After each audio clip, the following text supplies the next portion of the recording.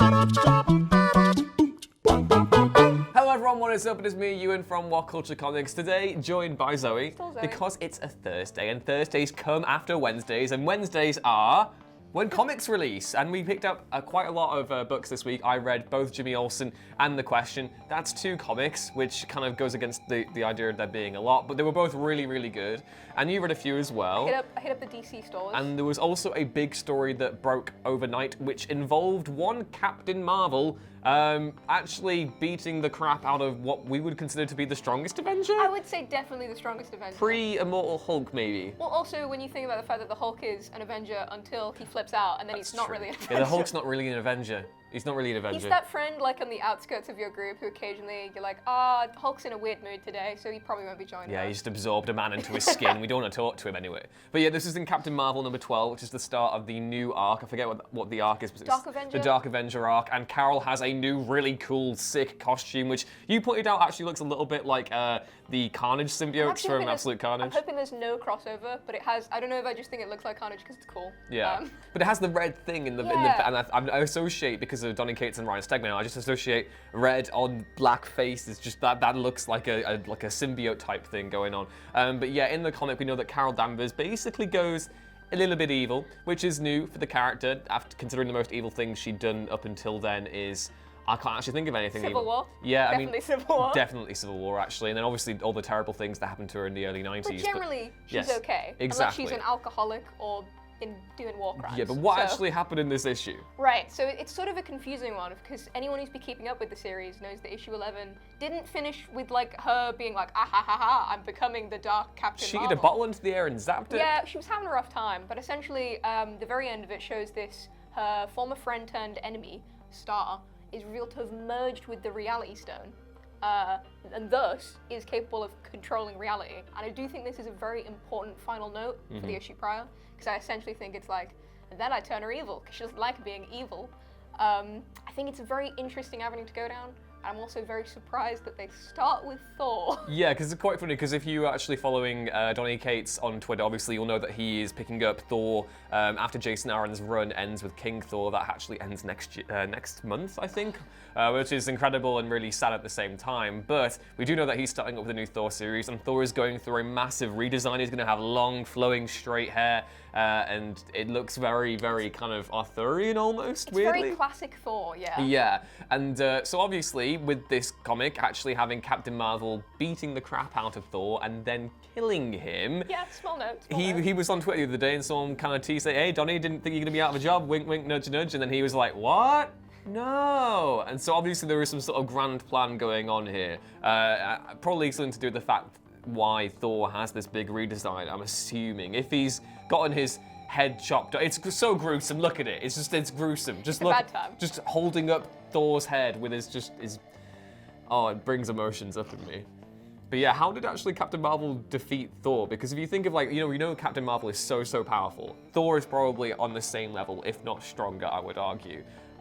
This is a pretty impressive throwdown. I think it's an interesting start because it clearly establishes a tone. I think if she defeated Iron Man, if she defeated a Captain America, it would have been like, oh, she killed a dude. Yep. Like, as much as Tony has the suit and Captain America has, super strength, they're considered, like, more killable. Yeah, I can imagine Captain Marvel yeeting Steve Rogers into the sun. I said yeeting twice in this video. That's enough for at least 5 dislikes. But yeah, moving on from Captain Marvel, we'll talk about the books that we read this week. My personal favorite comic of the week is The Question, The Many Deaths of Vic Sage #1. Anyone who's been keeping up with the channel for a long time will know that I love the original Dennis Cohen, Dennis O'Neil, Rick Magyar comic. It's one of my favorite runs of all time. And this comic is kind of a love letter to that. Obviously, you have Bill Sienkiewicz doing some of the colors, or the inks, I think, on this, and Dennis Cohen's back doing the pencils. And Jeff Lemire, what he's doing here is really like tapping into the original essence of O'Neill's comic, which is taking a look at Steve Ditko's Randian objectivist hero from the 60s and going, bit dodgy that, bit weird, and then actually having him reappraise his own life and take a more zenful attitude going forward. And what Lemire does here is apply that journey to the present day, and except what if Vic Sage never learned how to be more mature? And then at the end of it, you have this whole Doctor Strange thing where he hits him on the head and he basically travels back in time, and we see him in the Old West. And I love the Old West, and I love The Question, so a gun-toting Question in the Old West is like there's a very specific Venn diagram here, and I am right in the middle. It may as well have literally been like, Ewan, got you a comic here. It's got the question, it's got westerns. Jonah Hex will walk in, and then Nick Darrington will draw everything, and then Batman will come in, and it'll be great. I love it. Then you'll die. Exactly. And then you'll die. Remember Batlash? I try not to. I try He's not great, guys. And then I also read Jimmy Olsen, which continues to be one of my favorite comics of the year. It is so hilarious. I think this might be the funniest issue yet, because it actually gets revealed in this that Bruce Wayne, throughout his entire time at Wayne Enterprises, thinks he's a bit of a joker, which is kind of, contrasts very heavily with Batman.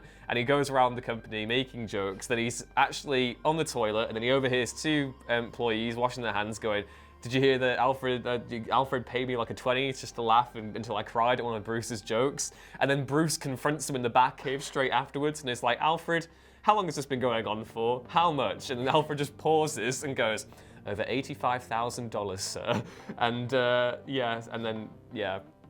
I like the idea of a Bruce Wayne who's like really trying to be a good There's an dude. amazing panel in that sequence where after that happens, he's like, "Go away, Alfred, but leave the edibles." And then he takes them and he's eating them. He goes, "Boosey hungry." And then after that, he has like this fake arrow thing going on. He's just sat in the chair like this going, "I'm funny." And it's I've been there. I've been there. I have that moment every single day in the office, I think. But yeah, Jimmy Olsen continues to be one of the best comics of the year. I think it's up there with like the funniest thing I've ever read. It's so good. I would definitely recommend it, even if it makes you feel like a dummy just laughing out loud at a comic all the time going, "Ha, ha, ha, ha," which is what I do every single Wednesday when this comes out. But yeah, I respect it. What else did you read? I haven't left Halloween yet, is the crucial thing. So I'm still keeping up to date with Batman and Superman and Supergirl, because they're all linking into this sort of the new Batman Who Laughs storyline, which, yes, he's in too many comics now, but this is the one I'll let them get away Did with. think that he would go away by now. I was hoping, but then also it's not really about him anymore. You've got sort of a corrupted Blue Beetle, you've got a corrupted Supergirl, you've got a corrupted James Gordon. And it's interesting because they're not just like, "Oh, I'm evil, I'm gonna kill you, Batman." It's very much about the problems they have with Batman and Superman that like sort of conceal.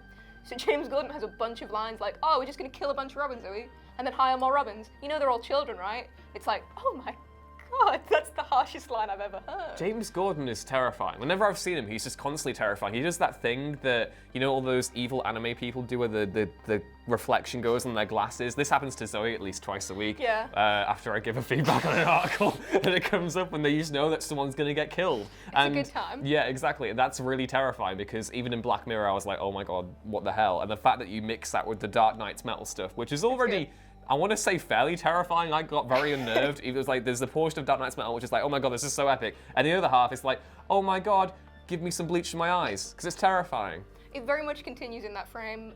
Supergirl's new corrupted form is like the most badass thing in the world. And I'm very there for sort of a series that isn't just corrupted heroes who are just evil. It's sort of like, it feels as though almost like therapy is gonna have to happen. Like Superman's gonna have to be like, "Yeah, I did some things wrong, and back in the old days, you were my cousin and we were also kind of dating, so like, I'm sorry about that." That actually gets addressed in the comic. No, but I have my fingers thoroughly crossed. Thoroughly I'm hoping crossed. basically it ends with them both being like, "I made mistakes, please don't kill me."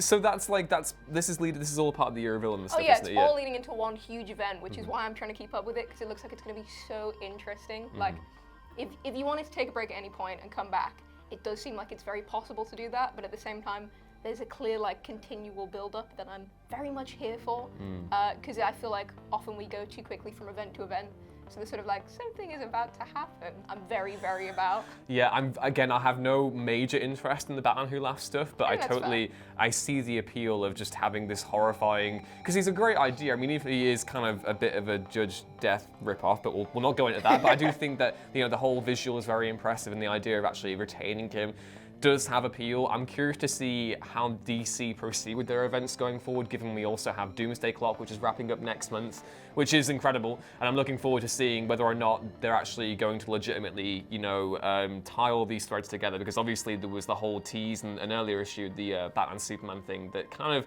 lent weight to the idea that the Doomsday Clock stuff will actually become canon, which is what we all hope for, because given all those delays and the fact that Alfred is now dead, and then he's alive in Doomsday Clock, that's a bit of an awkward issue. But yeah, please let us know what you thought of all this week's comics down in the comments below. Did you read anything? Did you enjoy them? Please let us know. Also, be sure to like, share, and subscribe, and head back on over to whatculture.com twitter.com/comics. I've still got the flu. It's really bad, but you can read more lists and articles like this every day. Don't forget to like and actually do the notification bell thingy as well, because that really does help us out. But yeah, you can follow me on Twitter at @EwanRunesThings. You can follow Zoe on Twitter at Zemascale. I'll see you next time. Bye. Bye.